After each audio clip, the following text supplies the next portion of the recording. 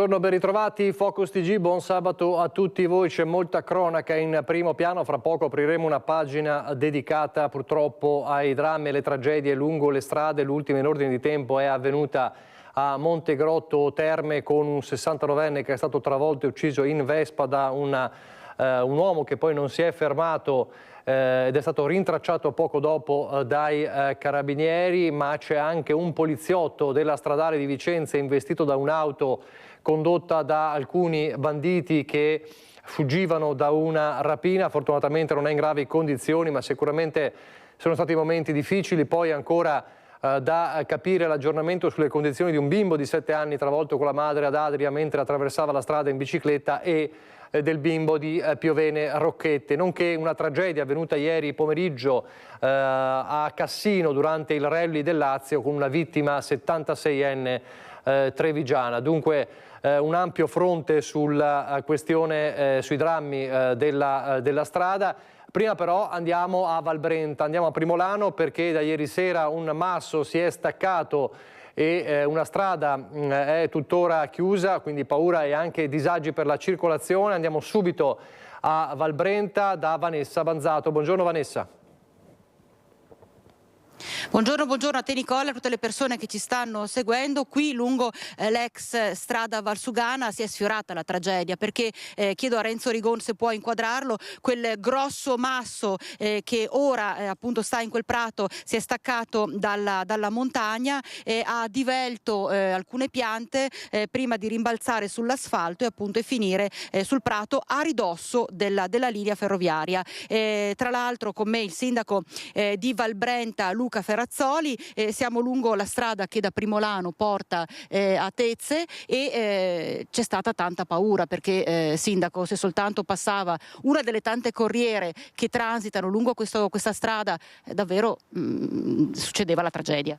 Sì, molta preoccupazione. Ieri pomeriggio alcuni cittadini hanno segnalato alle forze dell'ordine la caduta a cui hanno di fatto assistito.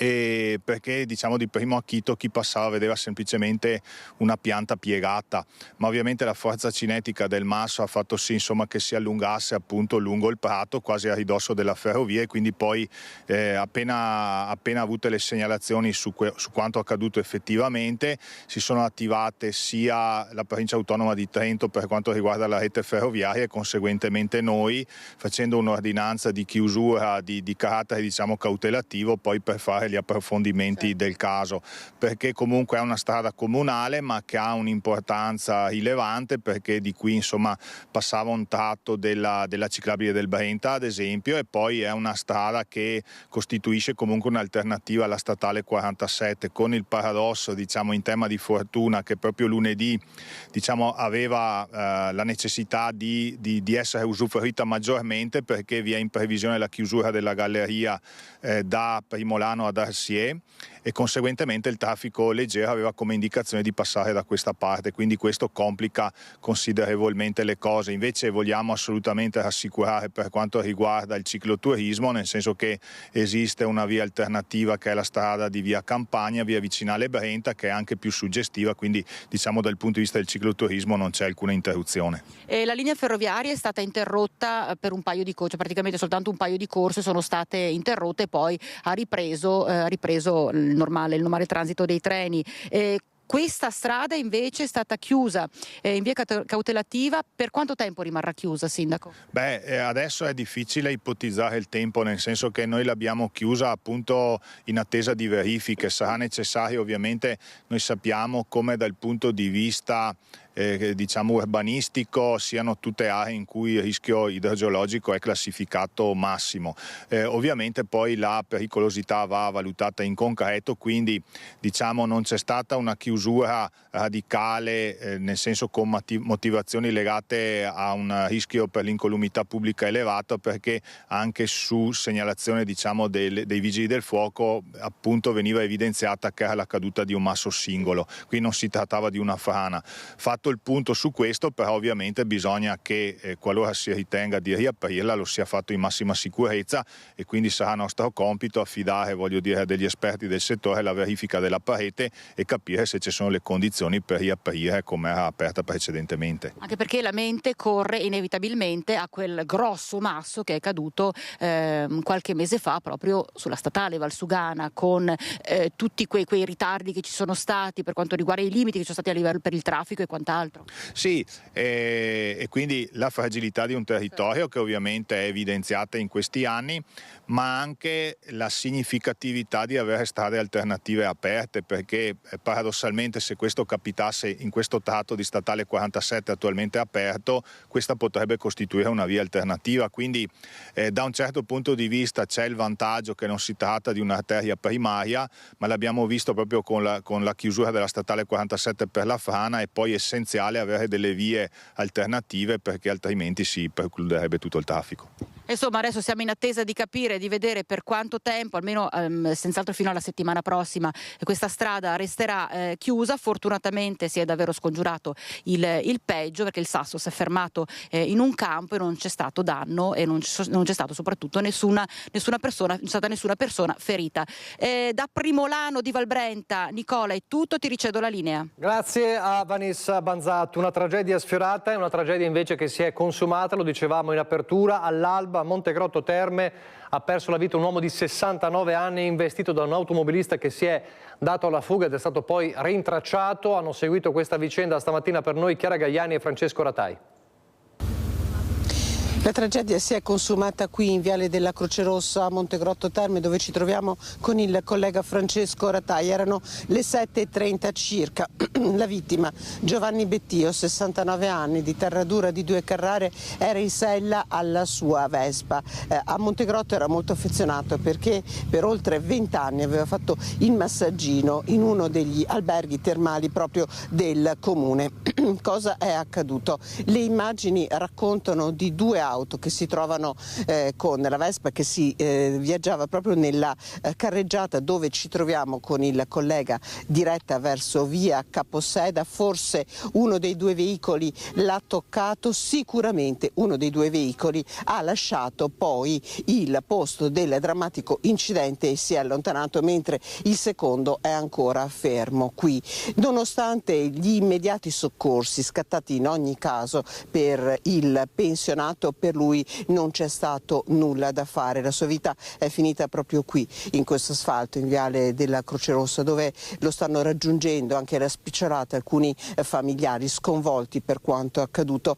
Il pensionato lascia infatti la moglie e due figli, ma qui sul posto è arrivato subito anche il cognato. Tra i primi a raggiungere il posto anche il sindaco di Montegrotto Terme, Riccardo Mortandello, che ha messo a disposizione dei carabinieri che stanno conducendo le indagini le immagini delle telecamere di videosorveglianza che hanno permesso di rintracciare la seconda auto coinvolta nell'incidente, un'auto che comunque aveva lasciato il luogo degli incidenti, era condotta da un 83enne che è stato rintracciato a casa sua e adesso è ascoltato dai carabinieri per capire quale sia stata la dinamica. Una tragedia che ha colpito profondamente il comune termale, lo dicevo, tra i primi a raggiungere il posto anche il sindaco Riccardo Mortandello. Vi lasciamo all'intervista raccolta. Giornata triste, tristissima, un incidente mortale di una persona che pur non vivendo a Montegrotto aveva grossi legami con Montegrotto. Ha lavorato qui a Montegrotto, diciamo. Sì.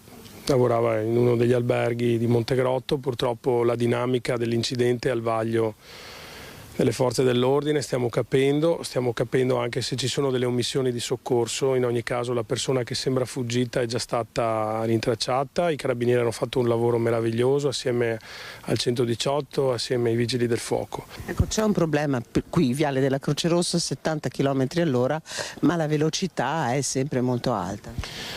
I problemi legati alla velocità caratterizzano ogni ambito cittadino, non solo qui ma di tutti i paesi.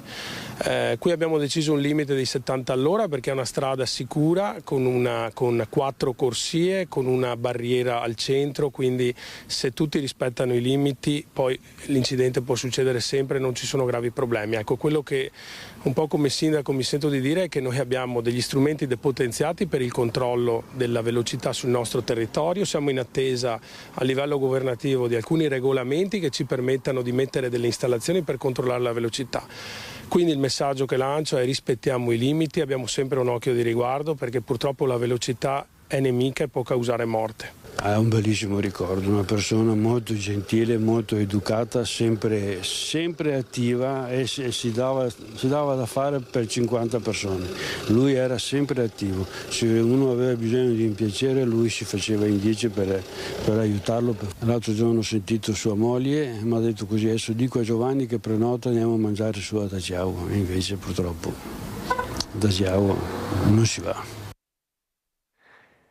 E poi questo è accaduto a Montegrotto, lo dicevamo, i malviventi a bordo di un'auto rubata che forzano un posto di blocco della polizia stradale di Vicenza lungo la A4 a Grisignano di Zocco e un agente resta ferito. È tuttora ricoverato all'ospedale di Vicenza l'agente di polizia stradale travolto nella notte da un'auto pirata che, non fermandosi all'alta, ha forzato un posto di blocco fuggendo. L'uomo è rimasto ferito con politraumatismi e un trauma cranico, fortunatamente non è in pericolo di vita. Il poliziotto è stato investito a Grisignano di Zocco, nell'area di servizio Tesina della A4. Poco prima di mezzanotte la pattuglia aveva notato un'auto sospetta risultata poi rubata, decidendo di fermarla per un controllo. I malviventi, che probabilmente avevano utilizzato il veicolo per una rapina nel milanese, anziché fermarsi hanno dato tutto gas, non esitando di travolgere l'agente. Immediato il pronto intervento dei sanitari del SUEM, che hanno prestato le prime cure all'agente ferito trasportandolo al pronto soccorso. Sugli autori del grave gesto è ancora caccia all'uomo.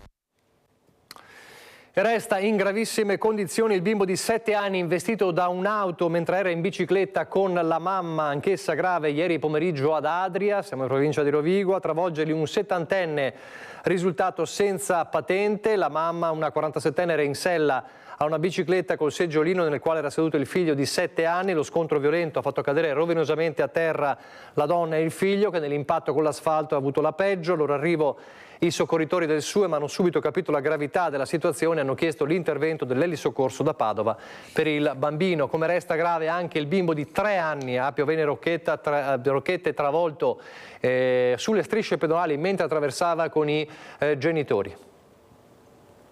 Dramma della strada, un bimbo di 4 anni viene investito da un'auto. Sono attimi terribili quelli che si vivono a Piovene Rocchette in via Trento. Secondo una prima ricostruzione della polizia Alto Vicentino, poco prima di mezzogiorno il piccolo avrebbe attraversato con i genitori le strisce pedonali. Per fortuna aveva il caschetto che lo ha protetto, ma la botta con un'auto guidata da un 69enne è stata violenta e le sue condizioni sono apparse sin da subito molto gravi. Immediata la chiamata al 118, i medici del SUEM hanno richiesto subito l'intervento dell'elisoccorso che ha portato il piccolo all'ospedale Borgo Trento di Verona, dove è stato ricoverato in codice rosso. Non sarebbe fortunatamente in pericolo di vita, provvidenziale il caschetto indossato. Fortunati anche i genitori che sono rimasti illesi nell'impatto, come pure l'automobilista investitore. E poi a Ponzano Veneto in queste ore il cordoglio per la scomparsa del 76enne che ieri è stato vittima della tragedia consumatasi nel pomeriggio al rally del Lazio. Lina Paroneto, buongiorno.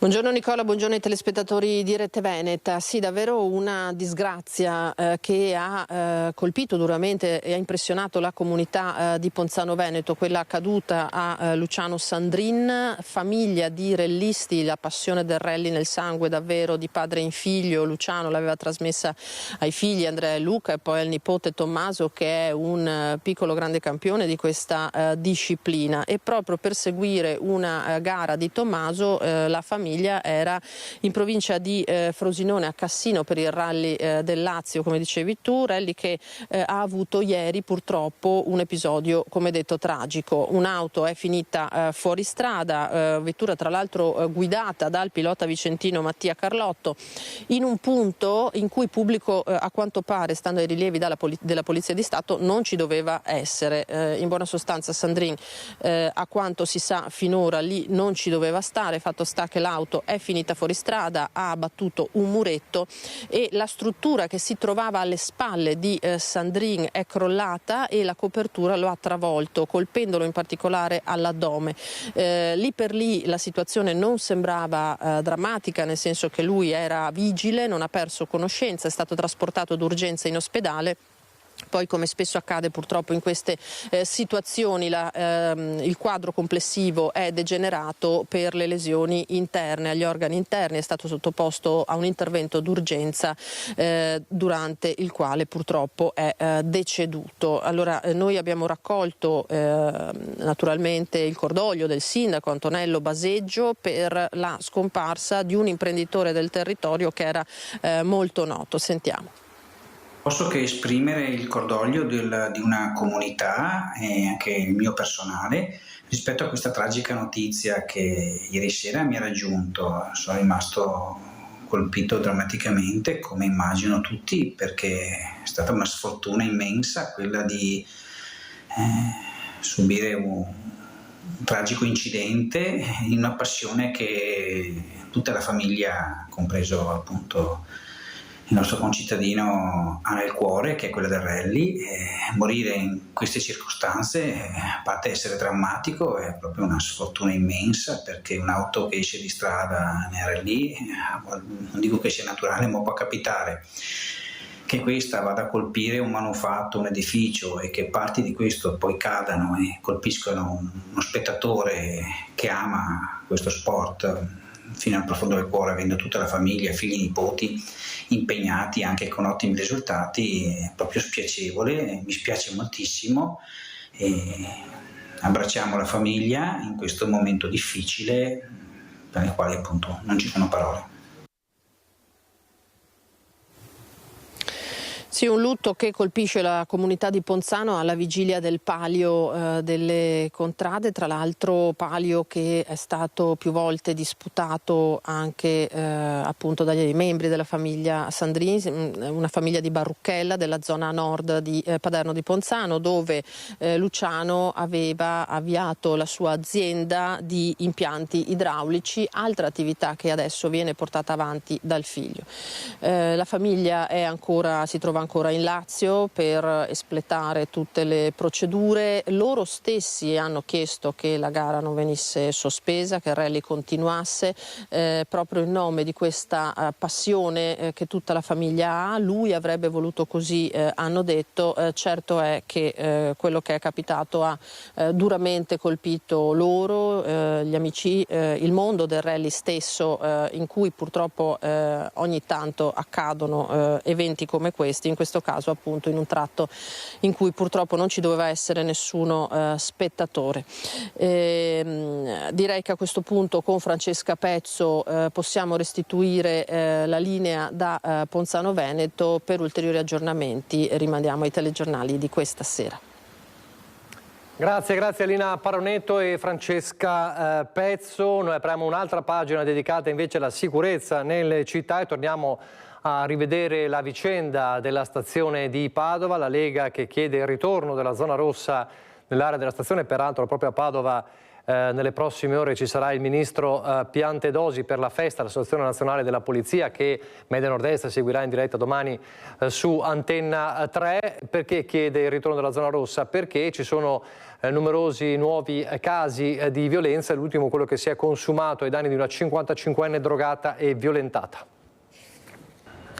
Le ha prima offerto alcune pasticche per poi abusare di lei in uno stabile abbandonato nell'area dello scalo ferroviario della stazione di Padova. È stato fermato e adesso in carcere con l'accusa di violenza sessuale un uomo di 37 anni di nazionalità romena, rintracciato e fermato dagli agenti della Polfer. A denunciare il 37enne era stato lo scorso 1° settembre la sua vittima, una donna di 55 anni di origini friulane, che si era fidata di uno dei 2 compagni con cui aveva deciso di passare la notte in uno stabile abbandonato.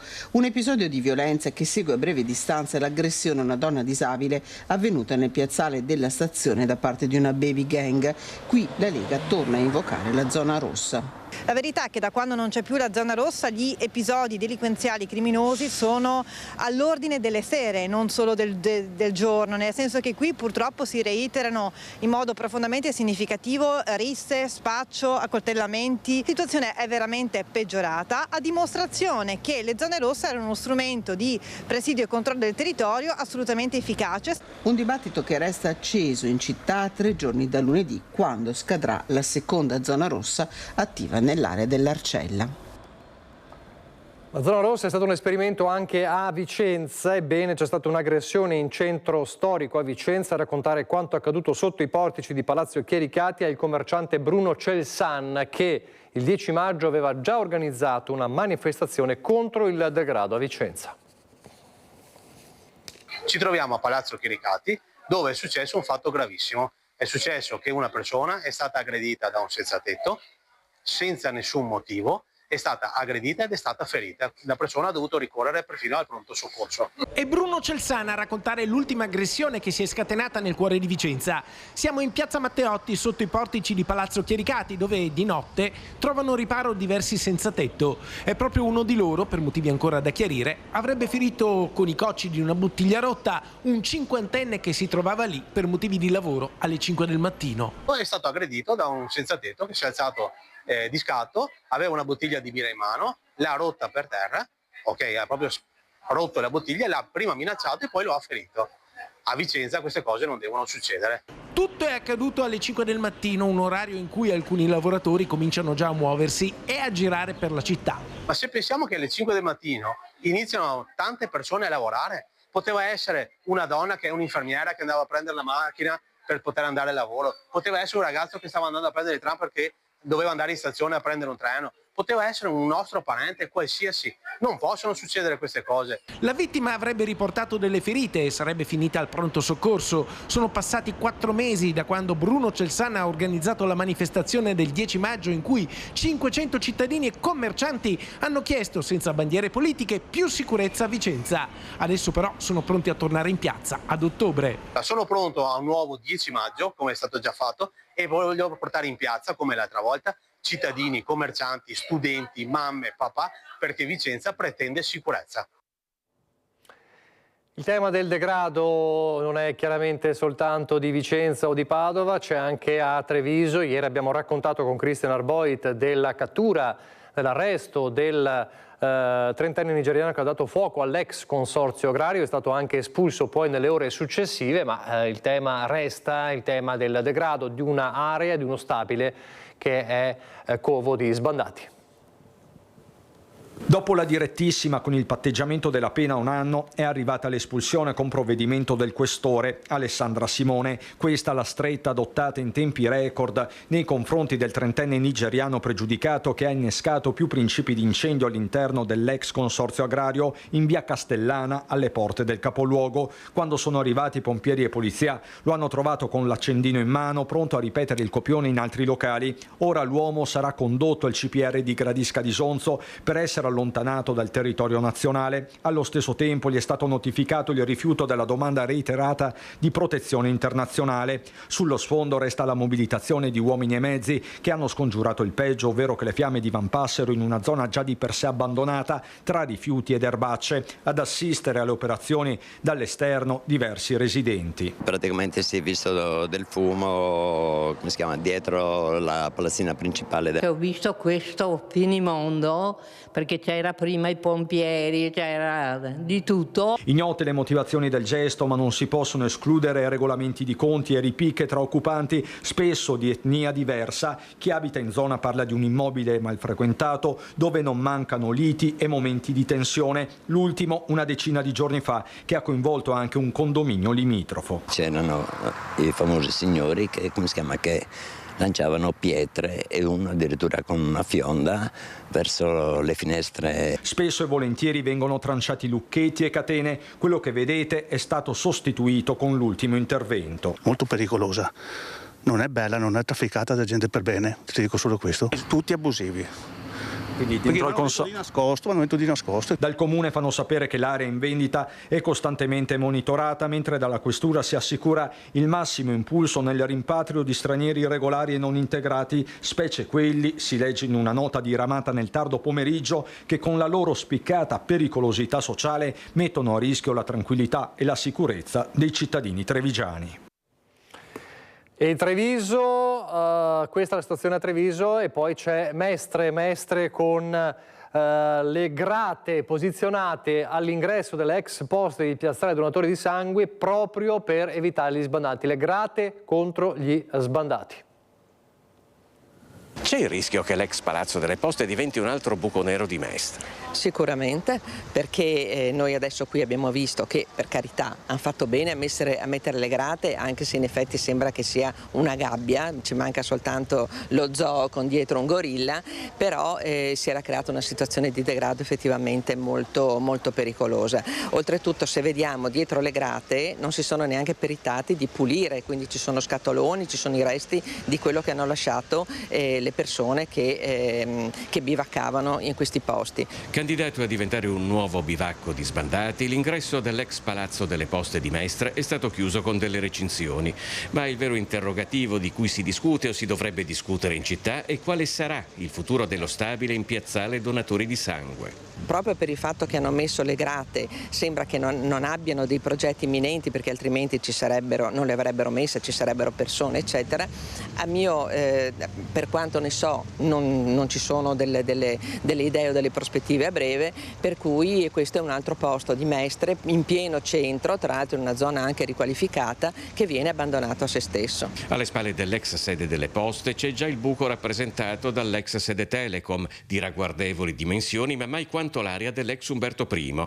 Luoghi in attesa di nuova destinazione non mancano neanche nel centro di Venezia, dal Fondaco dei Tedeschi all'enorme area lasciata vuota a Rialto dopo il trasferimento del Tribunale a Piazzale Roma. Qui a Mestre si potrebbe tranquillamente inserire qualche dipartimento nuovo dell'Università di Ca' Foscari, perché renderebbe sicuramente vivissima la città. Qualcuno può dire ma l'università c'è già in via Torino. Non è né carne né pesce il posto, il luogo che è stato individuato, e questo non lo dico soltanto io, lo dicono proprio gli studenti che hanno risposto al nostro grande sondaggio dell'anno scorso. In quel sondaggio il campione di universitari che studia a Mestre avanzava più di un'osservazione sullo scollegamento del polo di via Torino con il resto della città. In ogni caso le occasioni per portare l'università nel cuore di Mestre non mancherebbero. Il CISET, che è il master universitario di preparazione al turismo, quindi di alta scuola tra l'altro, che era prima nella Riviera del Brenta, non è stato, quando ha chiuso, portato a Mestre o al limite a Venezia, è stato portato a Treviso. Adesso bisognerebbe chiedere a chi ha deciso questa cosa perché non si è fatto un giro a Mestre per poter verificare se ci sarebbe stato il posto, tra l'altro ideale, per poter installare questo CISET. Questa è la situazione, abbiamo visto quindi uno sguardo davvero importante tra Vicenza, Padova, Treviso e Mestre sul degrado. Torneremo alla cronaca fra poco, prima però andiamo a Belluno perché è una giornata importante per Belluno e per gli alpini. Oggi viene conferito il sigillo della città proprio all'Associazione Nazionale Alpini. Vedo già pronto Fabio Fioravanzi, buongiorno Fabio.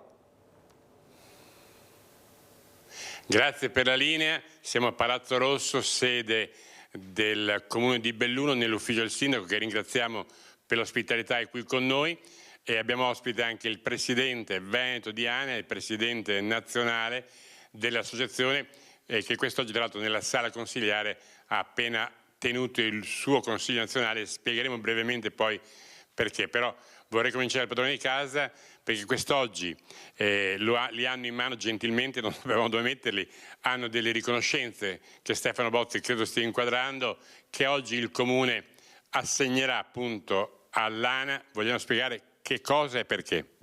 Sì, per noi della città di Belluno, per questa amministrazione, per i suoi cittadini, siamo onorati di avere qui oggi il Presidente nazionale e tutto il Consiglio che hanno potuto effettuare il loro consiglio nella nostra sala consigliare, ma questa è una giornata speciale perché questo Consiglio, ribadisco, all'unanimità ha voluto assegnare agli alpini, quindi all'ANA degli Alpini, il sigillo della città, che è veramente un riconoscimento importante, ma siccome Belluno è una città alpina e ha veramente una storia con gli alpini proprio partita negli anni, vogliamo con questo riconoscimento rinsaldare questo momento di condivisione dei valori alpini e di loro servizio verso la comunità.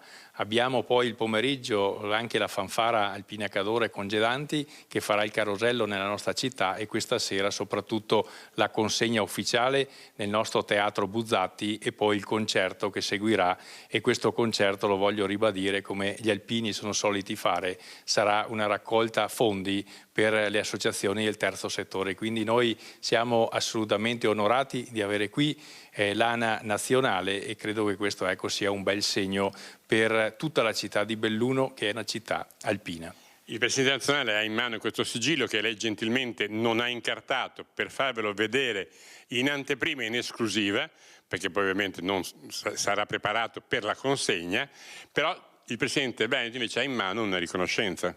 È una riconoscenza che vogliamo donare all'alzabandiera di oggi pomeriggio, perché è un riconoscimento verso quello che fa l'ANA nella nostra comunità, quindi sempre presenti a qualsiasi bisogno, calamità, con la loro protezione civile, a favore del sociale, a favore delle associazioni sportive, quindi è veramente un grande risorsa della nostra società e credo che il loro volontariato, perché voglio ribadire sono tutti volontari, guai mancassero, perché se non c'è questa sinergia fra il volontariato e l'amministrazione non riusciremo a dare tutti i servizi che insieme riusciamo a dare.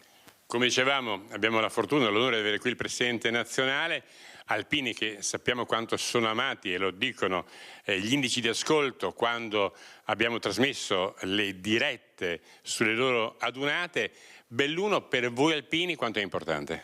Belluno è uno dei nostri simboli dell'associazione degli alpini. Belluno patria del 7° reggimento, patria della brigata Cadore, di cui mi sono onorato quando ho fatto il servizio di far parte, ma soprattutto ha il cuore alpino, e questo cuore alpino la sezione di Belluno lo dimostra, il sindaco lo ha ribadito nel suo intervento. Se interrompo, perché anche il sindaco è un alpino, ce lo ricordava prima, il sindaco e anche il Presidente del Consiglio Comunale. Sì, quindi direi che è la dimostrazione concreta che questa è veramente una città che respira anima alpina, e ogni volta che veniamo qui devo dire che per noi è una bella soddisfazione, perché c'è veramente l'afflato con la gente, c'è la disponibilità e siamo veramente contenti di aver ricevuto questo riconoscimento dalla città e dall'altro lato di essere qui con il nostro Consiglio Direttivo Nazionale per sigillare questo legame profondo che c'è tra gli alpini e la città di Belluno. Presidente, noi ci siamo visti prima in Piazza dei Martiri, davvero per voi alpini è una città oggi in festa? Certo, per noi alpini, per la sezione alpini di Belluno è una grande festa. Una festa perché chiaramente da quello che è stata la decisione del Presidente nazionale del Consiglio Direttivo Nazionale di assegnare oggi questo Consiglio Direttivo qua nel Palazzo Rosso del Comune di Belluno è stato veramente un onore. Poi le cerimonie che ci saranno oggi con la consegna di questi simboli voluti dall'amministrazione comunale, in particolare dal sindaco, e poi domani avremo anche una grossa cerimonia solenne a Pian di Salesei, per il quale un po' di commozione c'è sempre, perché che il Labaro sia presente in quel sacrario dove ci sono oltre 5.000 vite, per noi è veramente un'emozione forte, una commozione forte. Poi dobbiamo dire che noi siamo bravi a dimenticare, purtroppo, specialmente le cose brutte, cerchiamo di dimenticarle.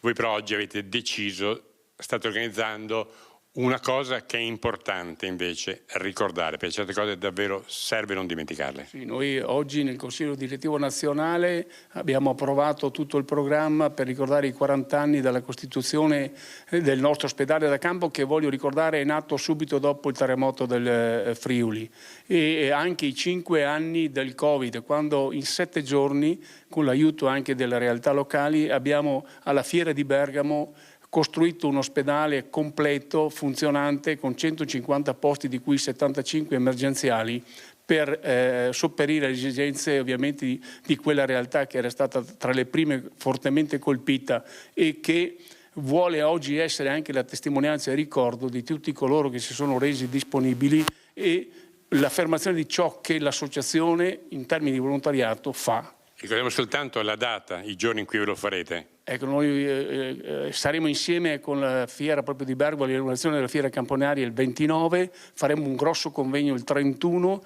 e poi saremo lì con il nostro ospedale fino al 9 di novembre.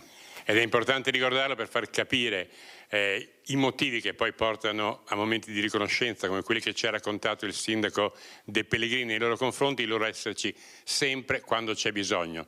Da Belluno è tutto, lì nello studio. Fabio Fioravanti, a Stefano Bozzi e ai tuoi ospiti, grazie davvero. Noi andiamo velocemente in pubblicità, ritorneremo alla cronaca, ripartiremo però dal caso Trentini. Ieri le parole del ministro degli esteri venezuelano che cerca di rassicurare, una rassicurazione che però non ferma la mobilitazione per Alberto Trentini, ed è un tema che oggi è protagonista al Festival della Politica Mestre che sta seguendo per noi Filippo Fois. Allora ripartiamo da Trentini subito dopo la pubblicità.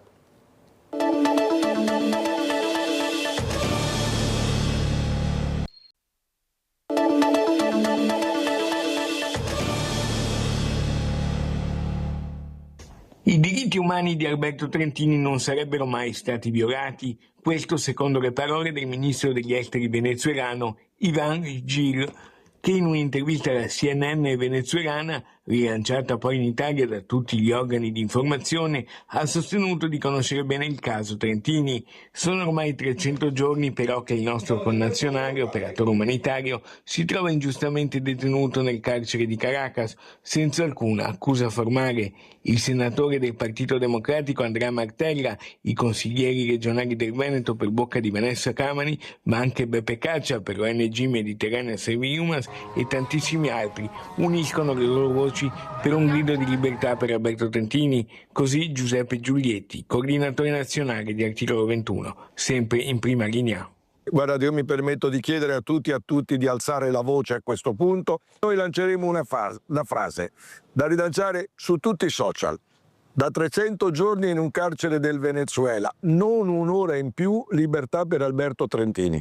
La mobilitazione continua nelle prossime ore, l'appello per la liberazione di Alberto arriverà forte anche a Mestre, al Festival della Politica. Ci sarà per l'occasione anche l'attrice Ottavia Piccolo. Io ho deciso dal primo giorno, come voi sapete, di non polemizzare in attesa della liberazione di Alberto Trentini, ma almeno qualcuno ci faccia sapere dal governo qualche cosa, almeno ci dicano quali sono i contatti, se i canali sono aperti, se l'ambasciatore Vignali ritornerà, che cosa sta accadendo, perché quello che io trovo gravissimo, che lui è al buio di un carcere, ma noi siamo al buio di informazione, non si sa nulla, quindi chiunque è autorizzato ad avere il peggiore sospetto. Questo è uno dei pochi casi nei quali far rumore può servire a salvare una vita. La storia di Alberto Trentini è drammatica, è orribile, ha diritto di essere raccontata, accompagnata e sostenuta tanto quanto tutte le altre battaglie civili che in questi giorni tutti noi da cittadini viviamo, ancor prima che da uomini di cinema. Così dunque Alberto Trentini e la mobilitazione che continua nonostante le rassicurazioni del ministro degli esteri venezuelano Iván Gil, ed è un tema che, come dicevamo prima della pubblicità, è protagonista oggi tra gli altri al Festival della Politica Mestre all'M9, dove si trova Filippo Fois. Buongiorno Filippo. Buongiorno Nicola, buongiorno ai telespettatori di Rete Veneta. Sì, queste affermazioni del ministro venezuelano sono state al centro dell'incontro che si è svolto, si sta svolgendo in questo momento all'M9 nell'ambito del Festival della Politica, perché prima avete sentito nel servizio di Lorenzo Maier, Giuseppe Giulietti, detto qua ci si muove al buio, nel senso che di questa vicenda, benché siano trascorsi 300 giorni dall'incarcerazione di Alberto Trentini, poco si sa. Per cui la prima presa di posizione ufficiale del governo, o meglio ufficiale attraverso un'intervista a una televisione, non ha per nulla tranquillizzato né è riuscita a portare un po' di chiarezza in una vicenda i cui contorni sembrano sempre veramente molto molto opachi. Però partiamo da quello che abbiamo ascoltato attraverso gli organi di informazione del Venezuela. Noi ne abbiamo parlato avvicinando Ottavia Piccolo poco prima che iniziasse l'incontro al quale oggi hanno partecipato più di 200 persone.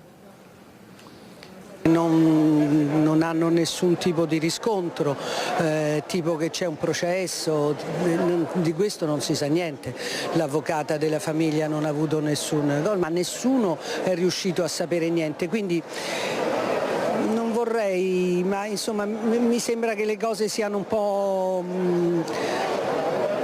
arronzate. Ecco. Che opinione si è fatta? Perché è trattenuto in Venezuela Trentini? Sono fatta l'opinione che è un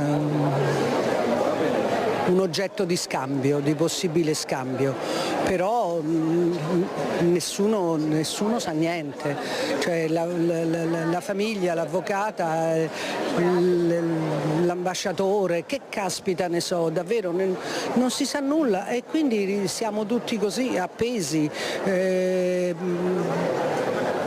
Aspettiamo. Sono rispettati i diritti umani quando si trattiene una persona per un anno in carcere? No, non credo, soprattutto non c'è nessuna imputazione, non si sa nulla, quindi certo che no, i diritti umani non sono rispettati. Non succede solo lì, però certo siamo particolarmente preoccupati. E questa era Ottavia Piccolo che oltre che attrice è anche un esponente di Articolo 21, un'associazione che si batte per la libertà di manifestazione del pensiero. Una tra le tante associazioni che hanno aderito agli appelli di questi mesi, anche qui oggi a Mestre, assieme ai partiti politici e a rappresentanti della società civile. Proprio parlando di politica, questo è il Festival di Politica, dobbiamo anche dire che qui le opinioni si sono divise in due fazioni. Se da un lato lo scopo che accomuna tutti è quello di riportare a casa Alberto Trentini, sul modo in cui arrivarci le opinioni divergono. C'è un primo partito che sostiene che il governo Meloni non abbia fatto abbastanza, non si sia mosso abbastanza, qualcuno si è spinto anche a dire che in casi analoghi a quello di Alberto Trentini c'erano state delle prese di posizione molto più forti da parte del nostro governo e un altro partito, per così dire, invece sostiene che il governo si sta muovendo così perché il caso è talmente delicato che è meglio non dargli troppa visibilità e continuare delle trattative sotto traccia. E come diceva Giuseppe Giulietti, noi siamo in questo momento al buio perché non sappiamo dire quale dei due partiti abbia ragione, né quando purtroppo questa triste vicenda, speriamo presto, possa avere fine. Nicola, per ora da Mestre è tutto, a te restituisco la linea. Grazie a Filippo Fois insieme a Simone Merlo. Ritorniamo alla cronaca. La cronaca giudiziaria ci riporta a Treviso, all'omicidio di Frescada, giudizio immediato per Barbara Mazzariolla, 56enne, che uccise con una coltellata al cuore Mauro Pereni, che la ospitava in casa. Un omicidio consumato dopo una lite furibonda tra Barbara Mazzariol, 56 anni, e Mauro Pereni, 67 anni. A provocare il litigio forse motivi economici. Certo è che la donna, che era ospite in casa della vittima, al culmine della discussione aveva afferrato un coltello colpendo al cuore l'uomo. La donna deve rispondere di omicidio volontario aggravato da futili motivi, reato che potrebbe costarle l'ergastolo. I magistrati titolari dell'inchiesta emetteranno entro la fine del mese di settembre il decreto che dispone nei confronti della 56enne il giudizio immediato. Mazzariola ha sempre ribadito di essersi difesa dall'aggressione dell'uomo. La reazione sugli esami tossicologici effettuati sul corpo di Pereni parlano di livelli di alcolemia pari a 2,46. Il procedimento sarà fissato entro la fine di settembre. Ancora la cronaca giudiziaria da Treviso, maltrattata e violentata dal marito. L'incubo di una donna ha trovato ieri il suo epilogo giudiziario con la sentenza che vede un quarantenne macedone condannato a 9 anni di reclusione e al risarcimento di 40.000 euro di provvisionale. In più l'uomo ha perso la potestà genitoriale. Il pubblico ministero aveva chiesto una pena di 11 anni. L'uomo era accusato di maltrattamenti familiari, violenza sessuale e rapina. A subire tutto la moglie, una infermiera connazionale. I fatti si sarebbero svolti nel comune dell'Interland trevigiano fino alla fine del 2021, quando la donna ha trovato il coraggio di denunciare il marito. E di violenza sulle donne è tornato a parlare ieri Gino Cecchettin durante la Summer School a Cesenatico. Lo scopo della fondazione dedicata a Giulia è diffondere la cultura del rispetto, che passa dalla gestione delle emozioni e dall'educazione dell'affettività. Filippo non è riuscito a gestire l'ossessione del controllo. Se l'avesse fatto, probabilmente Giulia si sarebbe laureata. Lui avrebbe avuto una relazione sana e 2 famiglie avrebbero continuato a essere felici. A dirlo è Gino Cecchettin da Cesenatico, rispondendo alle domande di giornalisti e studenti durante la Summer School della Scuola di Politiche fondata da Enrico Letta. Da quando mia figlia Giulia non c'è più, ha dichiarato ancora, il dolore è una costante della mia esistenza. Nel quotidiano però continuo a onorare la vita. Sarebbe scorretto nei confronti di Giulia non farlo. Ho imparato a lasciare andare, non riesco a provare odio. Questo mi permette di pronunciare il nome di Filippo e mi ha permesso di incontrarlo in aula. Odiare significa provocare ulteriore male a noi stessi nel tentativo di farlo agli altri. Tutti i giorni invece ci si dovrebbe alzare pensando a cosa si potrebbe fare per l'altro, soprattutto per le persone a noi vicine, ha concluso. La politica, ma prima parliamo di sicurezza e politica, perché da Napoli si dice che c'è un'ANSA che dice che c'è una circolare del Viminale che il Viminale ha inviato a prefetti e questori per sollecitare un aggiornamento della sicurezza dei leader politici alla luce dell'attentato negli Stati Uniti in cui è stato ucciso Charlie Kirk, attivista di estrema destra trumpiano, che è stato ucciso in Utah ed è stato poi catturato in queste ore anche il suo assassino. La circolare dice verificare i dispositivi di sicurezza che, se ritenuti opportuni, vanno innalzati al massimo livello. È la sicurezza, la cronaca che entra a gamba tesa nella politica, mentre fortunatamente in Veneto si parla di guerre metaforiche, la guerra nel centrodestra, lo stallo nel centrodestra, la ricerca di un candidato ancora non c'è, le pressioni delle categorie economiche ci sono, le pressioni dei militanti ci sono, Fratelli d'Italia da una parte, la Lega dall'altra. Anche all'interno della Lega il subbuglio è forte, si cerca di capire quali saranno i candidati. Uno fra questi, ovviamente, per capire quale sarà il suo destino, è Roberto Marcato, che non potrà più fare l'assessore e che invece preme per essere uno dei protagonisti delle regionali, e poi lancia una sorta di ultimatum. Aveva già detto che se ritiene e se vedrà che i vertici regionali del partito non scommetteranno su di lui, potrebbe anche correre da solo. Lo ha detto, lo ha ribadito a margine di un convegno ieri a Padova. Sentite. Nessuna via è esclusa, nemmeno anche di andare anche da solo. A me mi diverte un pasto. Non suona bene, voto Marcato, è bellissimo. Alberto Stefani è una persona che io conosco nella vita, è una persona per bene, è una persona capace. L'augurio che faccio ad Alberto è che lui sia, se dovesse essere lui, e in quanto leghista andrebbe bene, che sia la scelta consapevole di una maggioranza, non il frutto di dinamiche romane, perché i prossimi 5 anni saranno difficilissimi. Non c'è più Luca Zaia, non c'è più la maggioranza granitica che ha visto Luca Zaia governare in questi anni, le dinamiche sono diverse e il mondo è profondamente cambiato, e quindi lui ha bisogno di una investitura davvero forte e di una squadra forte, per cui lo dico ai 4 fenomeni che ha il dubbio se candidare a Marcato oppure no, lo dico per loro, è meglio avere uomini e donne preparati e forti, perché saranno 5 anni duri da gestire. Ennesimo messaggio di Marcato ai vertici del Carroccio. Altra brevissima pausa di pubblicità.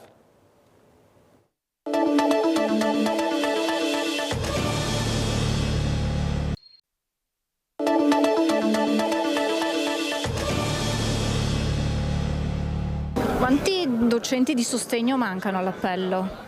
Ma allora, noi di docenti di sostegno abbiamo restituito attualmente circa 400 posti. Con l'avvio del nuovo anno scolastico nella Marca sono, o forse meglio dire erano, 400 i ruoli di insegnante di sostegno da coprire nella scuola primaria.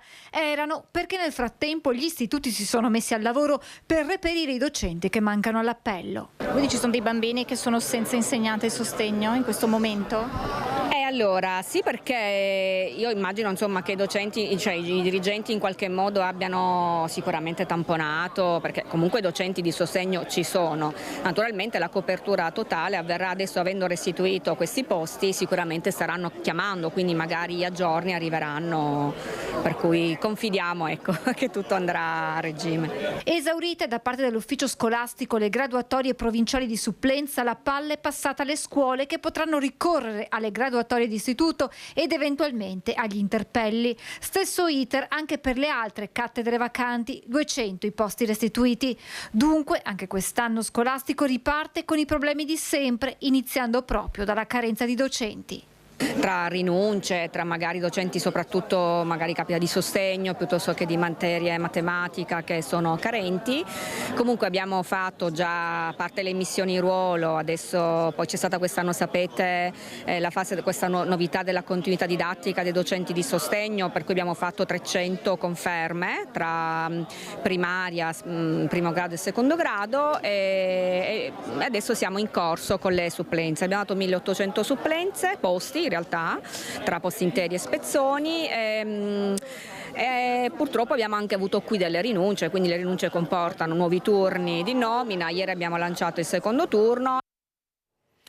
Siamo rientrati con i problemi della scuola, la carenza di insegnanti di sostegno nella Marca. A Bassano i primi giorni di scuola caratterizzati dall'assenza di autobus e lunghe attese nell'area della stazione. Frustrazione e rassegnazione, in alcuni casi rabbia, sono i sentimenti che aleggiano tra gli studenti delle scuole superiori di Bassano per i disservizi del trasporto scolastico. C'è il bus all'1 normale, cioè no, aspettiamo un'ora. Sì, aspettate un'ora comunque? Sì, magari arriva 5 minuti in ritardo, però comunque... Cioè o quello delle 11.55 o quello di mezzogiorno e 57, però visto che usciamo a mezzogiorno... Il vostro orario ridotto fino a quando durerà? 27 fino al 27 settembre. Avremmo il bus a mezzogiorno e un quarto, però in questi giorni non riusciamo mai a prenderlo perché ci sono credo 2000 studenti in stazione, perché tutte le scuole finiscono circa alla stessa ora e quindi un quarto probabilmente riesce a salire nel bus, tutti gli altri devono aspettare quelli dopo. Che è dopo quanto? Dopo 40 minuti, a volte anche un'ora, perché non sappiamo se riusciremo a prenderlo o se sarà pieno anche quello, quindi a volte dobbiamo aspettare anche di più. E secondo voi come si potrebbe risolvere? Magari aggiungendo 2 bus alla stessa ora, perché poi dobbiamo aspettare 40 minuti prima che ne arrivi un altro, quindi non cambia niente poi. E c'è l'assalto, vedo, ogni volta. Sì, c'è molta ressa, per entrare bisogna spingersi, c'è la calca, si rischia anche che qualcuno magari si faccia male. E voi a questo punto preferite aspettare? Se riesco ad arrivare in tempo io provo sempre a prendere il bus, ma dipende, molto spesso alla fine lascio stare perché diventa difficile. E basta rimanere un quarto d'ora a cavallo dell'ora di pranzo per vedere dei veri e propri assalti al mezzo pubblico che creano anche un problema di sicurezza. Quando siamo in tanti e si inizia a salire, ci si inizia a spintonare rischiando di comunque farsi male. A me è capitato più di una volta di essere spinta addosso alle porte e magari tornare a casa con dei lividi sul corpo, e non do neanche la colpa agli studenti che vogliono tornare a casa, siamo tutti sulla stessa barca.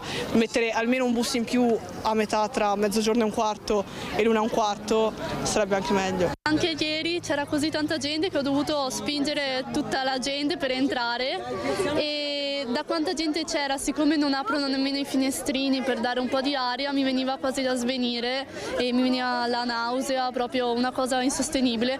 Poi si paga pure tanto, cioè io 70 euro per 10 km al massimo in un mese, quindi sinceramente dovrebbero organizzarsi in un modo migliore. Ha a che fare con la scuola, ma parliamo di una scuola materna. È un caso che ha fatto il Giro d'Italia negli scorsi mesi, giunto al suo atto conclusivo quello tra Elena Maraga, la sexy maestra che poi ha pubblicato le sue foto su OnlyFans, e l'asilo appunto di Varago, con il quale è arrivato l'accordo conclusivo sul rapporto di lavoro.